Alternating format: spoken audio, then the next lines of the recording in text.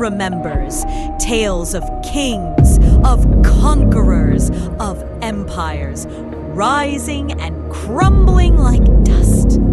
But there are other stories the world tries to forget. Stories that slip through the cracks of history, half hidden in whispers, buried beneath ruins. This is one such story, the story of the little people and the mystery of their disappearance. For thousands of years, scattered across every continent, there lived a people unlike any other. They were not tall, not strong, not built for war or conquest. They were small, half the height of men, but their gifts were far greater than their size. They were the builders of the impossible, the keepers of hidden knowledge. The ones who saw the world not as it was, but as it could be.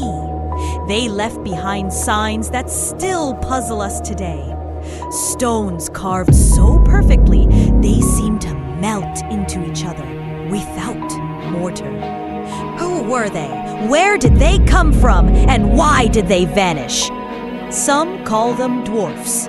Others name them gnomes, elves, or fae. In ancient scrolls of the Middle East, they were the Banu Sahira, the small ones. In the sagas of the North, they were the Svartalfar, the dark elves of the hidden places.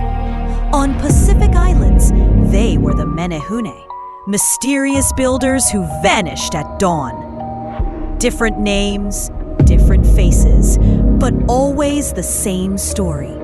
They appeared, they built, they guided, and then, without warning, they disappeared.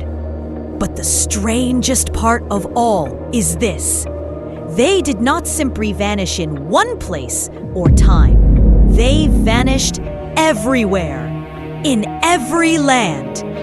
Almost as if on the same night, across oceans and mountains, they made the same choice, to step out of this world. There are theories, of course. Some say they were hunted by mankind, forced into hiding until nothing was left.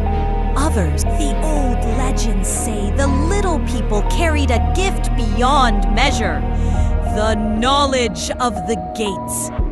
Not ordinary doors, but pathways between worlds. A stone circle in a misty field. A cave whose echo sounds not like stone, but like music. A ring of mushrooms where the air feels thinner, charged, alive. These were not places of myth alone. They were the thresholds, the crossings. The little ones walked through them with ease. And they feared that one day, mankind would learn to do the same. There is one tale told in the mountains of South America. It speaks of a night long ago when shepherds saw a light on the ridges above their village. They climbed to see and found a procession of tiny figures carrying lanterns like stars. They marched toward a great stone arch glowing faintly in the mist. The shepherds watched in silence as the figures entered the arch and vanished. One in the forests of Northern Europe. The old women still warn children not to step into the circles of mushrooms that appear after rain. They are the rings of the hidden folk, they whisper. Step inside and you may not return. Some circles feel ordinary, but others hum faintly, like the earth itself is singing. Cattle avoid them, dogs whimper at their edge, and sometimes, just sometimes, if you listen closely, you hear laughter monster, small and quick, from nowhere at all. And in the deserts of Africa, there are caves so narrow no man can squeeze through, yet they run for miles. Travelers speak of hearing tapping in the stone, like hammer on chisel, faint and far away. When they press their ears to the rock, they swear they hear voices speaking in a language no